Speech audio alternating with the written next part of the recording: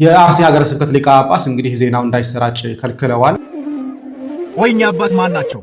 ከብት መንዳት ጀምረዋል። ጭልፋ ማንኪያ አይቀርም መውሰድ ጀምረዋልና እንዲህ አይነት ሌብነትን እንደ ኦሮሞም ልንቃወም ይገባል። ኦፌኮ የሚባል የነ መረራ ጉዲና ፓርቲም መግለጫ አውጥቷል። የአርሲ ሀገረ ስብከት ሊቀ ጳጳስ እንግዲህ ዜናው እንዳይሰራጭ ከልክለዋል። ይሄም የሆነበት ምክንያት ትናንትና አርሲ ላይ የዘገብነው ዘገባ ነበረ። አርሲ ላይ ኦርቶዶክሳውያን እያለቁ እንደሆነና ኦርቶዶክሳውያን እየተጨፈጨፉ እንደሆነ መረጃዎችን አቅርበን ነበረ። ማህበረ ቅዱሳንም ከዚህ ጋር በተያያዘ አካባቢ ያሉ ሰዎችን ደውሎ አነጋግሮ ነበረ። አካባቢ ያሉ ሰዎችም ኦርቶዶክሳውያን እያለቁና እየተጨፈጨፉ እንደሆነ በእስላማዊ አካሄዶች እየተጨፈጨፉ እንደሆነ ከዘገቡ በኋላ ይህንን ድምፅ እንግዲህ ማህበረ ቅዱሳን ዜናውን ሰርቶ በቴሌቪዥንም በዩቲዩብ ማሰራጨት ነበረ። ይህን የሰሙት አቡነ ያሬድ በፍጥነት ማህበረ ቅዱሳን ጋር ደውለው ቪዲዮውን እንዲጠፋና እንዲነሳ አድርገውታል። ሀገረ ስብከታቸው ላይ ቀጭን ትእዛዝ ሰጥተው ከዚህ በኋላ ማንኛውም ኦርቶዶክሳዊ በምንም አይነት መልኩ ለዜና ሽፋን ዜናዎችን እንዳያቀርብ አግደዋል።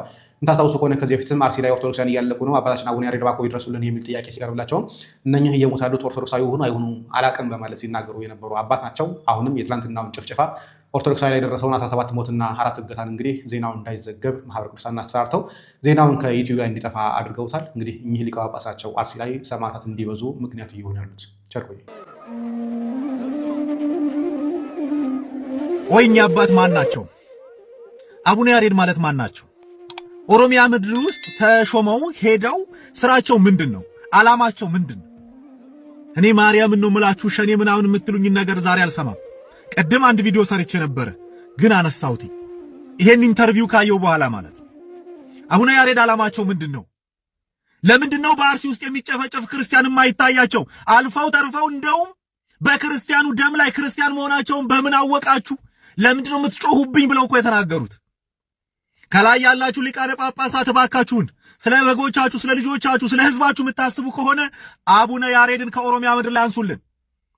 እነሱ ለኦሮሚያ ምድር የሚመጥኑ አይደሉም። ህዝበ ክርስቲያኑ እያለቀ ጭራሽ አናቃቸውም እያሉ ነው አሁን ያሉት። አባቶች እየተገደሉ፣ ዲያቆናቶች እየተገደሉ እየታረዱ ማለት ነው። ከጀርባቸው ያለውን ነገር እኛ አናቅም። ስለዚህ ይሄንን ቪዲዮ ሼር አድርጉልኝ፣ ለአባቶች ይድረስ። ሁላችንም እንደዛ ነው ቪዲዮ ሰርተን አቡነ ያሬድ ማን ናቸው?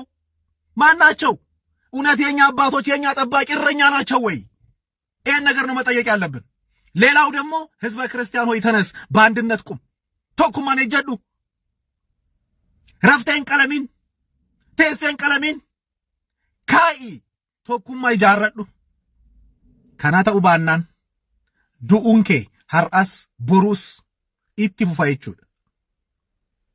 ከናፉ ጎሳን ቆቆዱ ዲሲቶ አመንታ ኬቲን ቶኩማ ኢጃሪ ቶኩማዳን ኤጀዱ ፈልመዱ አከኑማን ቴስቴን ዱኢን ደርገጎ ክርስቲያን ወረ ኦሮሚያ በአርሲ ሽርካ እንግዲህ እየተደረገ ያለው ነገር ጭፍጨፋና ዘረፋ ይሄ ነገር መንግስትም እንደገናም በዛ አካባቢ ያሉ ተወላጆች ሊያስቆሙት ስለሚገባው ለመናገር ወጥቻለሁ።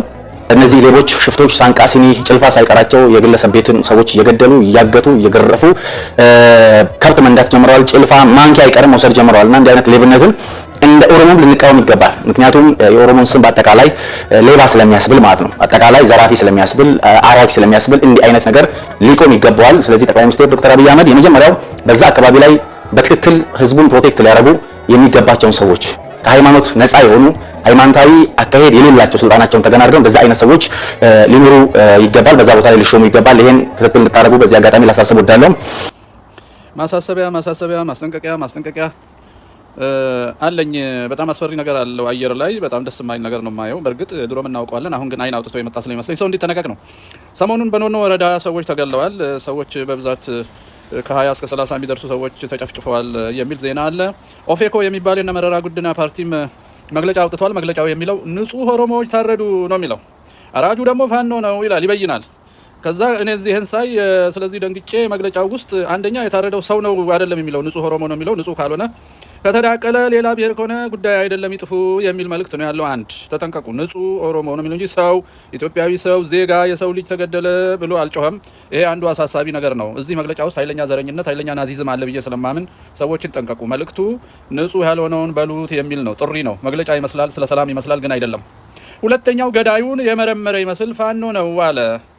ይሄን ይዤ ሌላ ሚዲያ ስዳስስ ብዙዎች ወጥተው ሬሳውን የተደረደረ ሬሳ በነጭ ከረጢት የሰው ልጅ ሬሳ ተደርድሮ ልክ እንግዲህ ወለጋ ይራ ጉሊሶ ከበደኖ ጀምረን ነው የለመርነው እስከ ማይካድራ እንደዛ ደርድሮ ደጋግሞ አንዱን ፎቶ 2-3 ቦታ አስቀምጦ እልቂቱ በብዛት ፎቶ እንዲያስደነግጥ ካደረጉ በኋላ የዚህ የናዚዝምና የዋሃቢያ አክቲቪስቶች ናቸው።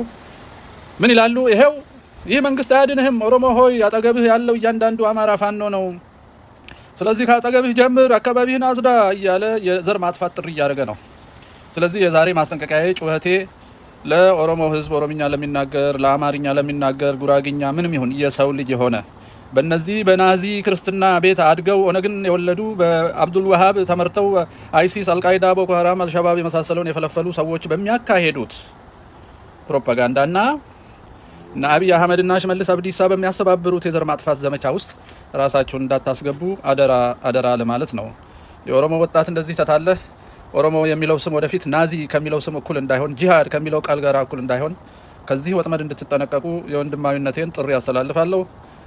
ንጹህ ኦሮሞ አይደላችሁም የተባላችሁ ሰዎች የተዳቀላችሁ ደግሞ ራሳችሁን ጠብቁ። መንግስት አይጠብቃችሁም። የሚያስገድላችሁ ሽመልስ አብዲሳ ነው። የኦሮሚያ ቢሮ ነው። የኦሮሚያ የጸጥታ ቢሮ ነው ሁሉንም ግድያ የሚያስተባብረውና ተጠንቀቁ። ውሸታቸውን ነው ጫካም አለን የሚሉት። መንግስት ያልፈቀደለት ዘር ማጥፊያ ሊኖር አይችልም። በዓለም ታሪክም የለም። ዘር የሚጠፋው በስትራክቸር ነው፣ በመዋቅር ነው። መዋቅር ደግሞ መንግስት ነው። መንግስት ግብር ያስከፍላል። መንግስት ደህንነት አለው። መንግስት የተለያየ መዋቅር አለው። የፍትህ ስርዓት አለው። ጋዜጠኛ አለው። መረጃ ይሰበስባል። የሚታረዱ ሰዎችን የማይናገርበት ዋናው ምክንያት፣ አራጆችን ለፍርድ የማያቀርብበት ዋናው ምክንያት ራሱ እያረደ ያለው አብይ አህመድ ነው።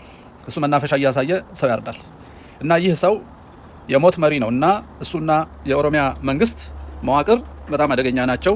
ህወሓት ታዲያ ኦሮሞና አማራ ይተባበራል ብላ ስለምትፈራ የሞተ ሰው ፎቶ እያነሳች ደግሞ የምታሰራጨው እዚህ በየቦታው ግድያው ጋር ቋንቋም እስከ አያቷ ስም ቀይራ እዛ ተሰማርታ ሚሽን የምትፈጽም ደግሞ የህወሓት የሰለጠነች ሰዎችን የማጣላት የማባላት ስራ የሚሰሩ ብዙ ሺህ እንዳሉ መረጃዎች ያሳያሉ። ስለዚህ የትግራይ ህዝብም የህወሓትን አውሬ እንዲያስር ተባብሮ እንዲያስርልን የትግራይን ህዝብ ደግሞ መጠየቅ ያስፈልጋል። በእነሱ ስም የሚሰራው ግፍ፣ በኦነግ በኩል የሚሰሩት ግፍ አሁንም አላቆመም። በደኖና አሶሳ ጀመሩ። ገና ሲገቡ በደም ማፍሰስ ነው የጀመሩት። ይኸው መቀሌም ቁጭ ብለው ኦነግን እጅ አድርገው ሰው እያጨፋጨፉ ነው። የአማራው ጦርነት እንዳለው ነው። እሱ የለየለት የታወቀ መንግስት የዘመተበት ስለሆነ ባለቤቱ ራሱን ይከላከል። ግን አሁን ሌላውን ለማስፈጀት ከፍተኛ አክቲቪዝም ስላለ ተጠንቀቁ ለማለት ነው። ቸርቅ ጠመን ይህንን ሀሳብ አሰራጩ። ሰው እርስ በርሱ እንዳይጠፋፋ፣ እንዳይታለል፣ የመንጋነት ጠባይ እንዲያቆም በማስተዋል እንዲሰራ አንዳችን እናሳስብ ለማለት ነው። እግዚአብሔር ይስጥልን።